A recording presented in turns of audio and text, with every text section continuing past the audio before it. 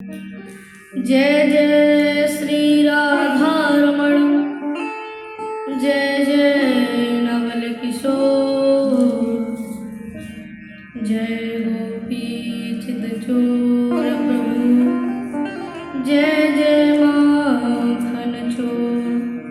बोलिए वृंदावन बिहारी लाल की, श्री सद्गुरुदेव भगवान की जय। जय श्री राधे। परम मंगलमय प्रार्थना अखिलेश्वर कारण करुणा मृणालय भक्तवांछा कल्पतरु भगवान श्री राधा रमण लाल जी के अहेतु की कृपा एवं श्री सद्गुरुदेव भगवान के अनुग्रह कृपा से आज हम सभी को इस कलयुग के कलुषित वातावरण में भी भगवान की दिव्य कथा सुधा पान करने का ऐसा सुंदर अवसर प्राप्त हो रहा है। यह निश्चित ही भगवान की हम सभी के ऊपर विशेष कृपा है, क्योंकि जो भागवत देवताओं को भी दुर्लभ है, श्रीमद् भागवती वार्ता सुराणामपि दुर्लभा, ऐसी देव दुर्लभ भागवत जी की कथा हम सभी को कहने अथवा सुनने का ऐसा सुंदर अवसर प्राप्त हो रहा है। यह निश्चित ही भगवान की हम सभी के ऊपर विशेष कृपा है। तो पूर्व प्रसंग में हम सभी श्रवण कर रहे थे कि कैसे द्वारिकाधीश प्रभु ने इक्ष्वाकु पुत्र नृग को गिरगट योनि से मुक्त किया। और आइए आगे की कथा को हम सभी श्रवण करते हैं। अब उसके बाद सुखदेव स्वामी भगवान के परम मित्र श्री सुदामा जी का चरित्र स्मरण प्रारंभ करते हैं। सुखदेव स्वामी कहते हैं, परीक्षित, भगवान के एक परम सखा है, पर वो सखा कौन है? सुखदेव स्वामी परीक्षित को यह बताना ही भूल गए, केवल सुदामा जी की विशेषताओं को ही गिनाते रह गए कि सुदामा जी कैसे थे। इसलिए भागवत जी में वर्णन मिलता है कि जब सुखदेव स्वामी राजा परीक्षित को श्री सुदामा जी की कथा सुनाना प्रारंभ करते हैं, तो एक भी जगह सुखदेव स्वामी ने सुदामा जी का नाम नहीं लिया, केवल उनकी विशेषताओं को ही गिनाते रह गए। क्योंकि सुखदेव स्वामी ने विचार किया कि जिन सुदामा जी का इतना आदर स्वयं मेरे प्रभु ने किया है, फिर उन सुदामा जी का नाम भला मैं कैसे ले सकता हूं? क्योंकि किसी भी महापुरुष का नाम ऐसे ही नहीं लेना चाहिए।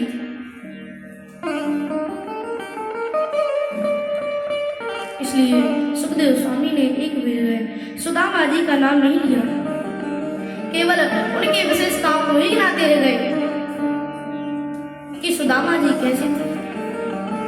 और सुदामा जी कैसे थे तो सुखदेव स्वामी वर्णन करते हैं, कृष्णस्यासीत् सखा कश्चित् ब्रह्मणो ब्रह्मवित्तमः विरक्तेन्द्रियार्थेषु प्रशांतात्मा जितेन्द्रियः।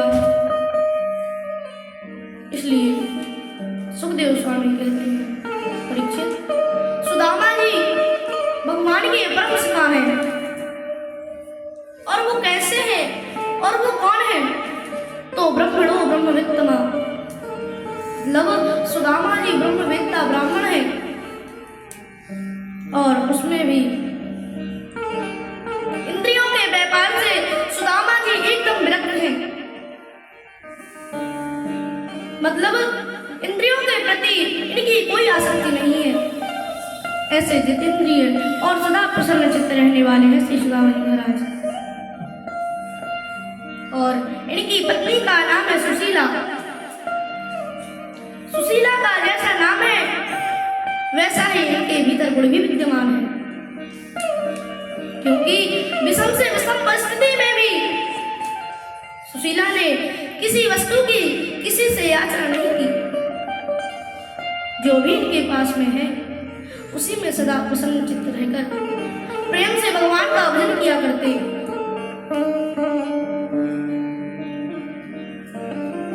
और महाराज इनकी स्थिति इतनी विपरीत कि इनके घर में खाने के लिए एक भी दाना अन्न का नहीं, पर फिर भी दोनों प्राणी अपने प्रारब्ध को समझकर कि जो हमारे प्रारब्ध में लिखा है उसे तो भोगना ही पड़ेगा, और दोनों प्राणी सदा प्रसन्न चित्त रहते कि जैसे प्रभु की इच्छा। एक दिन सुदामा जी ने सुशीला को अपने पास बुलाया कि सुशीला मेरे पास आओ, आज मैं तुम्हें एक कथा सुनाता हूँ। सुशीला जी ने हाथ जोड़कर कहा, सुनाइए महाराज। तो सुदामा जी बोले, देवी एक गरीब ब्राह्मण बालक था, और जब वह बालक पढ़ने के लिए गुरुकुल संदीपनी मुनि के आश्रम की ओर जा रहा था तो मार्ग में चलते चलते अचानक उस बालक के पैर में कोई कांटा चुभ गया,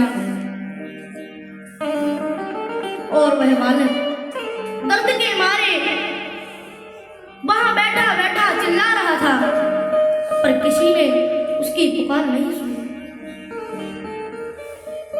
और वह बालक वहीं बैठा दर्द से कराह रहा था। तभी अचानक उसी मार्ग से कृष्ण और बलराम, ये दोनों भाई गुजरे, जो पढ़ने के लिए रथ में बैठकर संदीपनी मुनि के आश्रम की ओर जा रहे थे। पर जैसे ही कृष्ण ने उस बालक का रोना सुना तो तुरंत अपने रथ को रुकवाकर वो दौड़े दौड़े उस बालक के पास में पहुंच गए, जहां पर वह बालक बैठे बैठे दर्द से कराह रहा था। और मेरे कृष्ण ने उस बालक के पैरों में लगे हुए कांटे को कृष्ण ने अपने दांतों से निकाला, और उसके बाद उस बालक का हाथ पकड़कर और रथ में बैठाकर अपने साथ गुरुकुल ले गए। और जब भगवान उस बालक को रथ में बैठाकर गुरुकुल की ओर जा रहे थे तो सारथी ने भगवान से एक बात पूछी। सारथी ने कहा, प्रभु सबसे आगे तो मैं बैठा था, तो इस बालक के रोने की ध्वनि सबसे पहले मुझे सुनाई पड़नी चाहिए, पर मुझे तो इस बालक का रोना सुनाई नहीं पड़ा, फिर आपको कैसे सुनाई पड़ गया?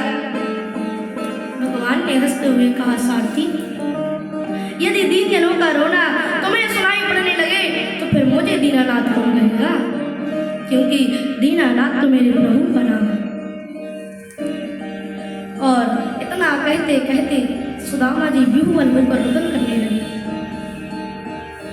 देवी क्या तुम्हें पता है वह बालक कौन था? सुशीला जी ने हाथ जोड़कर कहा, महाराज मुझे कैसे पता होगा, आप ही बताइए। सुदामा जी बोले, देवी वह बालक कोई और नहीं बल्कि तुम्हारा ये अभागा पति ये सुदामा ही वह बालक था, जिसे कृष्ण ने अपना मित्र बनाया।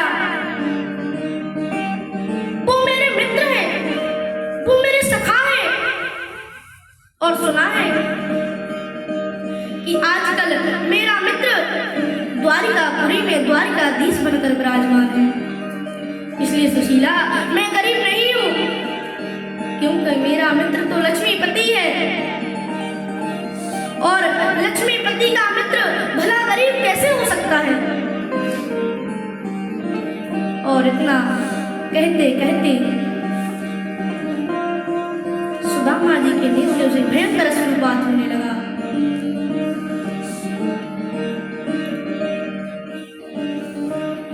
सुशीला जी भी ये सब सुनकर भाव से भर गई, और सुशीला जी वहीं पर बैठे बैठे बैठे द्वारिकाधीश प्रभु से प्रार्थना करती है कि हे प्रभु, अब तो आप ही कुछ कीजिए। उसके बाद एक दिन सुशीला जी ने सुदामा जी से कहा कि स्वामी जी, आप द्वारिकापुरी चले जाओ। सुदामा जी ने कहा, पर देवी, तुम मुझे द्वारिका क्यों भेजना चाहती हो? सुशीला ने हाथ जोड़कर कहा, महाराज, वो द्वारिकाधीश प्रभु आपके मित्र हैं, इसलिए अपने मित्र से मिलने तो जाना ही चाहिए, और इसी बहाने हमें भी यहाँ बैठे बैठाए ही द्वारिकाधीश प्रभु के दर्शन का पुण्य लाभ प्राप्त होगा। इसलिए एक बार आप मेरे कहने से द्वारिकापुरी चले जाओ। और उसके बाद सुशीला ने अपने भीतर के मनोभाव को प्रकट कर दिया कि वो सुदामा जी को द्वारिकापुरी क्यों भेजना चाहती है। तमुपैहि महाभागा साधूनां च परायणं दास्यनिर्वणं भूरि सीदते ते कुटुम्बिने। क्योंकि सुशीला जी इस बात को भली भांति से जानती है कि यदि एक बार सुदामा जी अपने मित्र द्वारिकाधीश प्रभु के पास मिलने के लिए चले जाएंगे तो द्वारिकाधीश प्रभु हमारी सारी दारिद्रता को दूर कर देंगे। इसलिए सुशीला जी बार बार सुदामा जी से ये प्रार्थना करती है कि एक बार आप मेरे कहने से द्वारिकापुरी चले जाओ। सुदामा जी ने कहा, देवी, मिलने की इच्छा तो मेरी भी है, क्योंकि बहुत दिनों से अपने मित्र से भेंट नहीं हुई, इसलिए मिलने की इच्छा तो मेरे मन में भी है।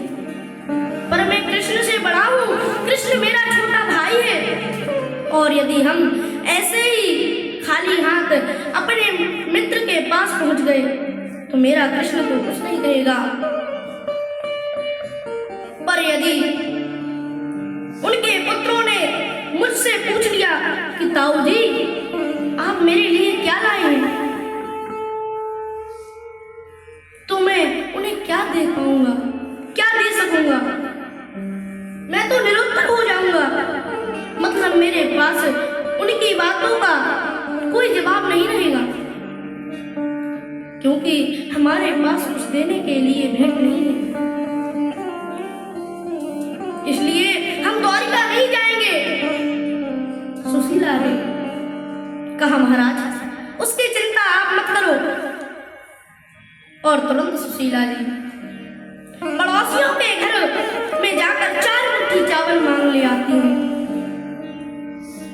और पड़ोसियों में भी किसी एक घर से नहीं बल्कि 4 घरों में जाकर उनसे केवल एक मुट्ठी चावल मांगती है कि बहन, मुझे बस 1 मुट्ठी चावल दे दो।